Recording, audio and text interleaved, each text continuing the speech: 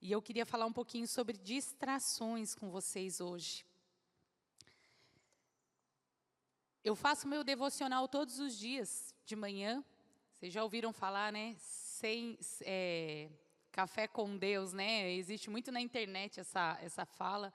E eu tenho o hábito há 25 anos, desde que eu me converti, a tomar meu café da manhã e ler a palavra de Deus junto. E esses dias eu passei numa situação em que me perguntaram algo e eu respondi, mas sabe quando você vai embora e fica pensando assim, eu podia ter falado tal coisa, eu podia ter falado isso ou aquilo. Vocês já fizeram isso? Você está numa conversa e aí você responde alguma coisa, mas depois você fica pensando, puxa, podia ter falado aquilo também, e a gente fica matutando depois, né? E eu fiquei pensando, meu Deus, eu podia ter falado tal coisa e isso. E aí eu fui fazer meu devocional, e eu estava lendo o capítulo, e Deus me deu 2 versículos ali, e eu falei, olha só, esse versículo era perfeito para aquela conversa. Eu podia ter lido esse versículo para a pessoa. E eu falei, puxa Deus, eu falei com o Espírito Santo, puxa, por que o Senhor não me mostrou antes esse versículo, né, antes da conversa? E o Espírito Santo falou, eu te mostrei. E eu falei, como assim, Deus? E aí eu fui voltar e com atenção onde eu tinha marcado, porque eu marco onde é meu devocional. Eu já tinha lido aquele capítulo em outro dia no devocional. Eu estava na página errada, sabe? E Deus falou, e o Espírito Santo falou comigo, eu te mostrei, mas você estava distraída, você não prestou atenção. Deus corrige aquele que Ele ama, amém? Corrige os filhos, assim como nós, mamães, hoje é o Dia das Mães, corrigimos os nossos filhos, não é? Ensinamos, corrigimos, Deus nos corrige, Deus me corrigiu ali. Porque eu estava fazendo o meu devocional numa semana cheia de trabalho, cheia de coisas de casa, pensando naquilo que está faltando para comprar. Nós, mamães, somos muito assim, né? Pensando naquilo que eu tinha que fazer, que eu tinha que resolver, e eu estava lendo a Bíblia, mas eu não me atentei, eu não prestei atenção. Eu não parei para ouvir de verdade aquilo que Deus estava falando comigo. E aí eu perdi a oportunidade. Por isso que a gente tem que estar pronto. Amém? Eu perdi a oportunidade de compartilhar aquele versículo, aquela palavra, aquela sabedoria de Deus com uma pessoa, porque eu não estava atenta à voz do Espírito Santo. E Deus me corrigiu. E eu queria abrir a palavra do Senhor em João 6. João 6, 26. Vocês puderem abrir comigo?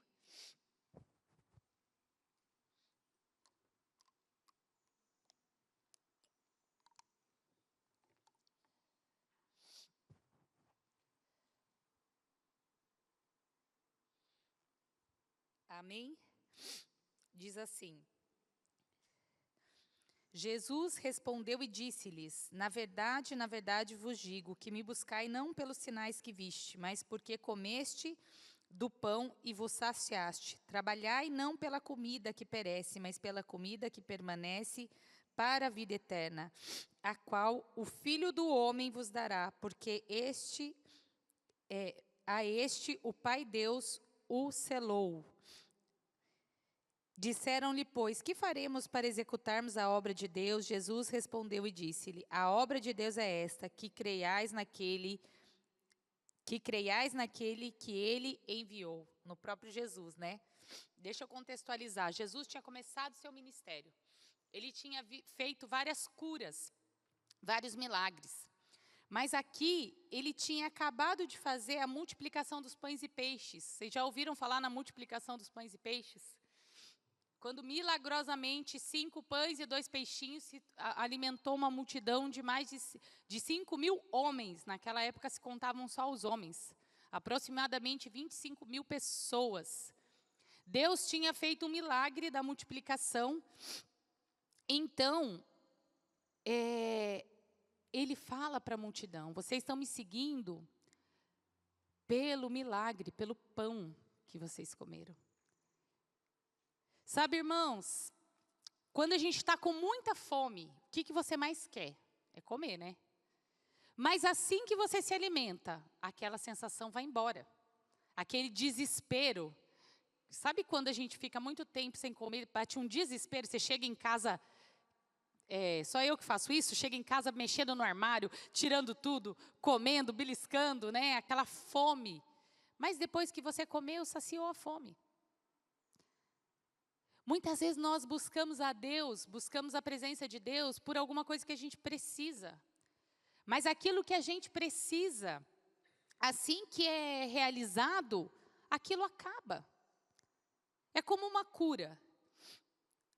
A gente quando tem uma enfermidade, alguma coisa assim, você busca de Deus a cura. Você vem buscar, você busca na igreja, você busca a palavra, você busca nos médicos, você busca a cura. Mas quando você é curado daquilo, a gente até esquece. Não é verdade? É como essa espinha no meu olho aqui, ó. A hora que sumir, eu vou até esquecer da sensação de incômodo. A gente só percebe quando o incômodo está lá. A gente só lembra da fome quando a gente sente. Se a gente não está com fome, você nem lembra o que é fome. Sabe aquela história que a gente sempre fala para os nossos filhos? Fala de mãe. Tem gente passando fome e você não quer comer isso, não é? Mas só sabe o que é passar fome quem realmente já passou fome, já passou necessidade, não é? Meu sogro morou na rua, ele era andarilho, hoje é um homem de Deus, um pastor, uma bênção. Ele sabe o que é passar fome. Só sabe o que é passar fome quem realmente já passou. E a gente só lembra daquilo quando a gente está vivendo aquilo. Quando os dias bons vêm, a gente esquece. A gente, quando está com um problema, com uma doença, muitas vezes a gente busca a Deus, a gente clama a Deus, mas depois que aquilo vai embora, depois que nós somos curados, sarados, a gente deixa Deus de lado. Isso acontece muitas vezes. Por quê? Porque as distrações da vida vêm. E Jesus está dizendo o que ali para o povo? Vocês estão aqui pelo pão, não pelos sinais que eu tenho feito, não pelos milagres, pela salvação de vidas, vocês estão aqui pelo pão. Por que nós estamos aqui essa manhã? É lícito buscar algo de Deus? É lícito buscar uma bênção, é lícito buscar uma cura, é lícito, é agradável. Deus, Jesus faz isso. Jesus anuncia o evangelho dele dessa forma. Mas tem que ser mais do que isso. E tiveram 12 homens, os apóstolos, que foram chamados por Deus, que eles foram além da multidão. E o que a gente tem que decidir nessa manhã é se a gente vai querer ser multidão, buscando a Deus só pelo pão que sacia, só pelos milagres que acontecem, ou se a gente vai querer ser discípulo. E buscar o Senhor pelas palavras de vida eterna. Essa vida passa, irmãos. Essa vida passa e passa rápido. Tudo vai embora, mas a palavra de Deus permanece para sempre. É essa palavra que tem que ser a nossa meta, o nosso sustento. Aí no versículo 30, um pouquinho para frente, versículo 30. Disseram-lhes, pois, que sinal, pois, fazes tu para que o vejamos e creiamos em ti? Que operas tu? Nossos pais comeram o maná do deserto, como está escrito, deu-lhes a comer o pão do céu. Disse-lhe, pois, Jesus, na verdade vos digo, que Moisés não vos deu o pão do céu, mas meu Pai vos dá o verdadeiro pão do céu. Porque o pão de Deus é aquele que desce do céu e dá vida ao mundo. Eles falaram que sinal, o que você vai manifestar para provar que você é um profeta de Deus? Porque Moisés, O povo judeu, irmãos, aqui, Jesus estava ensinando na região de Israel. Ele estava ensinando o povo judeu. E o povo judeu era apegado à lei, era apegado à tradição. Eles eram apegados a Moisés, a figura dos patriarcas. E quando Jesus fala para eles assim, quando eles falam que sinal, e Jesus fala, Moisés não deu o pão do céu. Porque Jesus está ensinando para eles que Jesus é o pão do céu. Que Ele é a salvação. Que Ele não para só nas curas, nos milagres e no pão, na multiplicação. Que Ele vai muito além, Ele dá a vida eterna. Porque Deus amou o mundo de tal maneira que deu seu Filho único para que todo aquele que nele creia não pereça, mas tenha vida eterna. Jesus Cristo é a fonte da vida eterna. Ele está falando, eu estou aqui. Deus está dando o pão da vida para vocês. Eu estou aqui. E as pessoas, às vezes, até hoje, estão preocupadas e buscando somente pelo que podem receber, pelas bênçãos que podem vir, pelo pão que alimenta. E sabe, Jesus fala, Moisés não deu o pão do céu. Sabe que tem muita gente hoje distraído com Moisés na internet? Tem gente se alimentando de pregações na internet. Hoje em dia, tem muita gente vivendo de pregações da internet. E não tem problema você assistir uma pregação da internet. Irmãos, não tem problema. A palavra de Deus é a palavra de Deus. Mas existe coisa boa e coisa ruim ali. E as pessoas estão se apegando em pessoas. Como os judeus eram apegados a Moisés. Moisés foi um homem de Deus, enviado por Deus. A gente acabou de ver o teatro. Serviu para uma função de salvação do povo de Israel. Mas quem deu a vida foi o Senhor. Quem guardou Moisés foi o Senhor. Quem enviou Moisés foi o Senhor. É Ele o pão da vida. Jesus é o pão da vida. E tem gente que está distraído. O diabo, ele se faz até de anjo de luz para distrair a gente. Ou a gente fica distraído com as coisas materiais, com o pão que alimenta, com o dia a dia, com a vida, com os afazeres. Ai, mas eu tenho que fazer isso. E Deus vai ficando para depois, e a palavra vai ficando para depois, como eu naquele devocional. Que não prestei atenção, não me atentei. Se atentamente ouvires a minha voz, Deus diz. Que não prestei atenção naquilo que o Espírito estava me dizendo. Às vezes a gente está distraído com as coisas desse mundo, e às vezes a gente está distraído até com coisas espirituais, que parecem espirituais. Porque a gente começa a se apegar e colocar a nossa confiança no fulano de tal que prega lá na internet, Tem homens e mulheres de Deus, nós temos que aprender com eles e aprender o que a palavra nos ensina. Mas a nossa esperança está aqui. A nossa esperança está em Jesus, o pão do céu é Jesus e a palavra dele é verdadeira. Quando a palavra dos homens, quando pessoas começam a se tornar mais importante do que Deus na nossa vida, nós estamos cometendo pecado de idolatria. Nós estamos idolatrando essas pessoas, sejam quem for. É isso que Jesus está falando. Não foi Moisés que deu o pão do céu, quem deu foi o Senhor. E eu sou o pão da vida. Porque o maná vocês comeram e voltaram a ter fome. Mas eu sou o pão que alimenta para a vida eterna. Amém?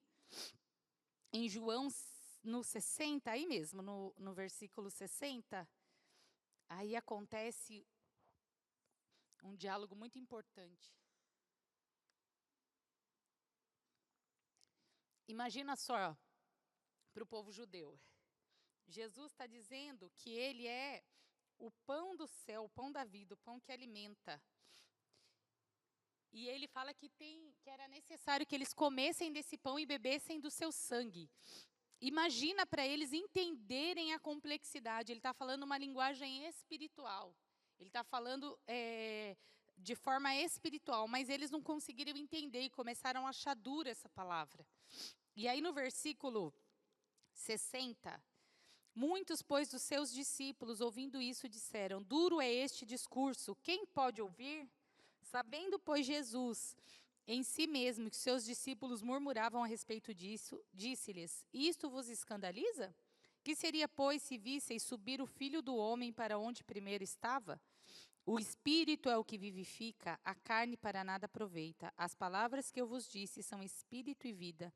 Mas há alguns entre vós que não creem, porque bem sabia Jesus, desde o princípio, quem eram os que criam e quem eram os que haviam de o entregar. E dizia: por isso eu vos disse que ninguém pode vir a mim, se por meu Pai lhe não for concedido. Desde então, muitos dos seus discípulos tornaram para trás e já não andavam com ele.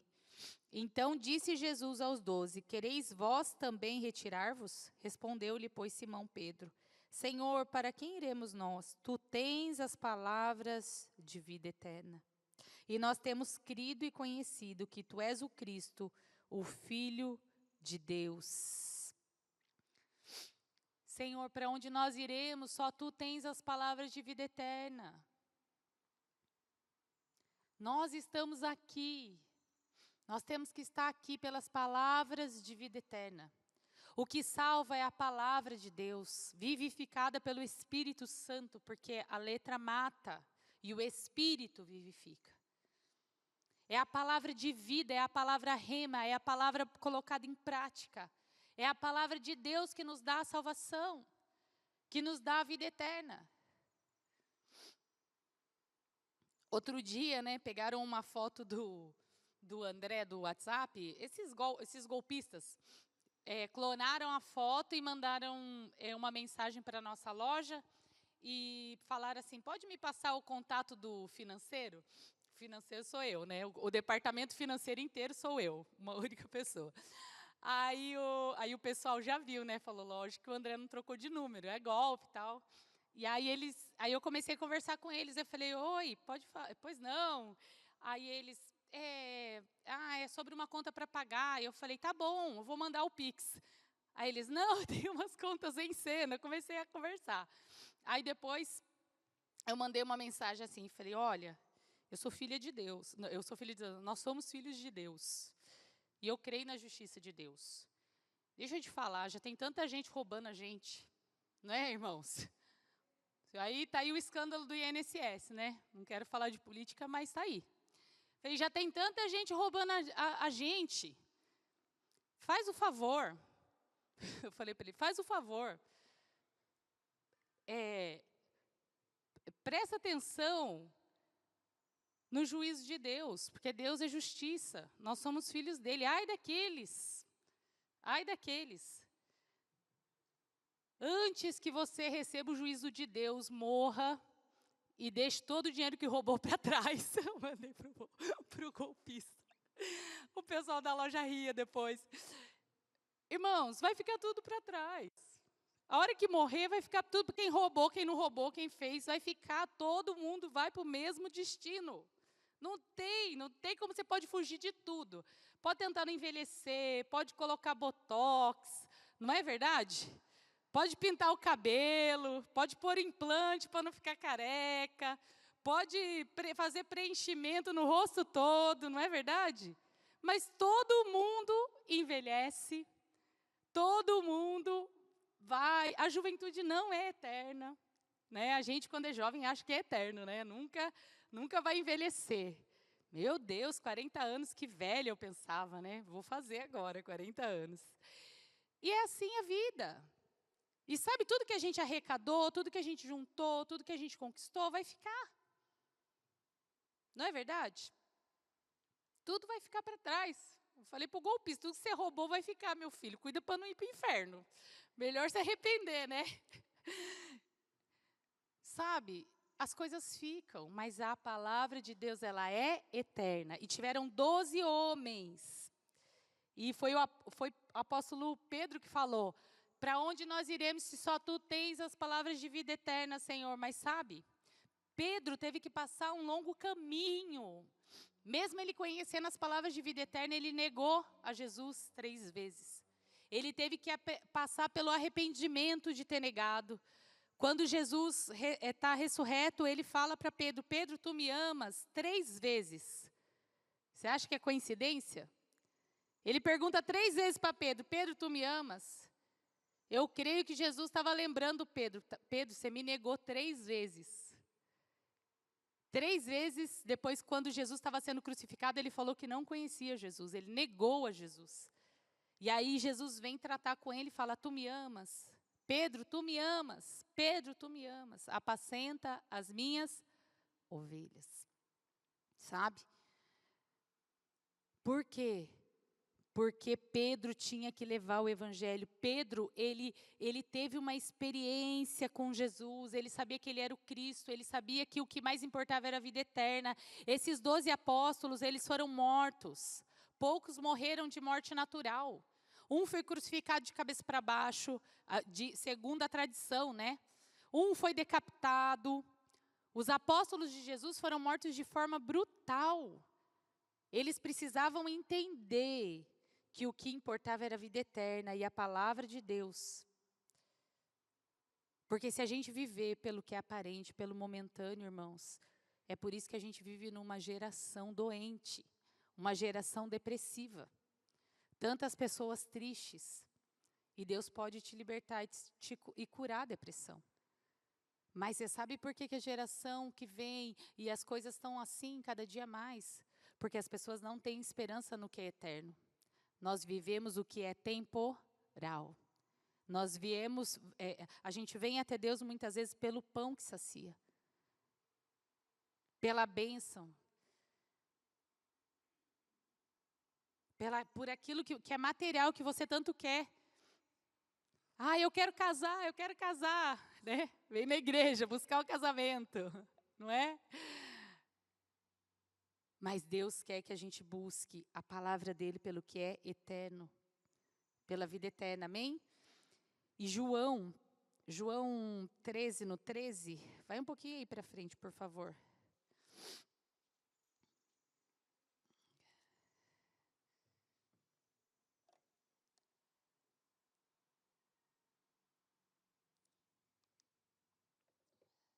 João 13, 23. Diz assim: ora, um dos seus discípulos, aquele a quem Jesus amava, estava reclinado no seio de Jesus. Esse discípulo, acredita-se que é João. João se auto-intitula como o discípulo a quem Jesus amava. Sabe, João andou perto de Jesus de uma forma além dos outros. Esse versículo demonstra isso. Ele estava inclinado sobre o peito de Jesus. Isso diz de intimidade, de proximidade. Ele era próximo. João foi um homem que amou a Jesus de uma forma intensa. Olha só, um pouquinho aí para frente no 19. No 19, 25, diz assim: e junto à cruz de Jesus estava sua mãe e a irmã de sua mãe Maria, mulher de Clopas, e Maria Madalena. Ora, Jesus vendo ali sua mãe e o discípulo a quem ele amava. E disse à sua mãe: mulher, eis aí o teu filho. Ele sabia que morreria, que ele estava na cruz já, ele sabia do propósito dele, ele tinha que morrer pelos nossos pecados, para a nossa salvação. E aí ele fala para Maria, né? Eis aí o seu filho. Quem que estava do lado da cruz? As 3 mulheres, porque mulher é assim, né? Mãe ia estar lá, né? Hoje é dia das mães, mãe ia estar do lado da cruz. Mulher é assim, nós somos assim. Mas dos 12 apóstolos de Jesus, quem estava do lado da cruz? João. Se o seu mestre, se aquele seu professor, aquele que você segue, está preso, foi preso, está sendo crucificado, qual a chance de você ser crucificado também? De você ser preso e ser morto também? Ele estava ali no perigo de morte, mas ele estava ali, do lado da cruz de Jesus. porque ele entendia que Jesus era o pão vivo que desceu do céu, ele que nos dá a vida eterna. E João tinha tanta intimidade com Deus, que nós temos 4 evangelhos, Mateus, Marcos, Lucas e João. Nós temos 3 evangelhos sinóticos, que é o Mateus, Marcos e Lucas. O que é isso? São 3 evangelhos com a mesma estrutura, que contam os mesmos milagres, as mesmas histórias, diferenciam um pouquinho um do outro. Mas João é um evangelho completamente diferente. João tem detalhes das falas de Jesus. João tem discursos de Jesus que nunca foram mencionados em outras partes da Bíblia. Quando Jesus fala que ele é a videira verdadeira, que nós somos enxertados, quando Jesus faz uma longa oração ao Pai, João, ele descreve em detalhes. Sabe por quê? Porque João estava prestando atenção, não estava distraído. Ele estava atento a Jesus e às palavras de vida eterna, ele entendia o seu propósito e isso era necessário. Porque lá em Atos, João era o caçula dos apóstolos. Eu vou pedir para o louvor já subir, por favor. Lá em Atos 12, 1. Diz assim, por aquele tempo, isso foi depois que Jesus foi crucificado, ressuscitou e começou-se a pregar o evangelho. Por aquele mesmo tempo, o rei Herodes estendeu as mãos sobre alguns da igreja para os maltratar. E matou a espada Tiago, irmão de João. Ele viu o mestre dele ser morto. E ele viu o irmão mais velho dele ser morto, irmãos. A espada, por amor ao evangelho. Era necessário João estar atento às palavras de vida eterna. Era necessário João ouvir as palavras de Deus. Irmãos, para nós passarmos por situações na nossa vida, e nós vamos passar por desafios, por problemas, por dificuldades, nós temos que estar atentos à palavra de vida eterna. Nós temos que crer na eternidade. Nós temos que entender que o propósito de Deus é eterno, amém? Em João, 1 João, lá no finalzinho da Bíblia, ele escreveu também 1ª, 2ª, 3ª João, as cartas, e o apóstolo João provavelmente escreveu o Apocalipse. Acredita-se pela tradição que foi ele que escreveu o Apocalipse. João 1 diz assim: o que era desde o princípio, o que vimos com os nossos olhos, o que temos contemplado, e as nossas mãos tocaram pela palavra da vida. Porque a vida foi manifestada a nós, e vimos e testificamos dela, e vos anunciamos a vida eterna, que estava com o Pai, nos foi manifestada. O que vimos e ouvimos, isso vos anunciamos, para que também tenhais comunhão conosco. E a nossa comunhão é com o Pai, e com o Filho, Jesus Cristo.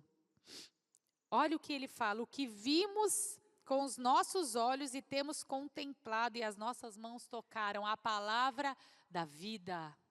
João entendeu o propósito, João entendeu que era mais importante a vida eterna do que qualquer outra coisa, do que o pão que alimenta, do que o milagre. Um milagre na nossa vida, né? É importante que sejam manifestos os milagres para que todos creiam que Jesus nos enviou. O Senhor te abençoe e te guarde. O Senhor faça resplandecer o seu rosto sobre ti e tenha misericórdia de ti. O Senhor sobre ti levante o seu rosto e te dê a Shalom, em nome de Jesus.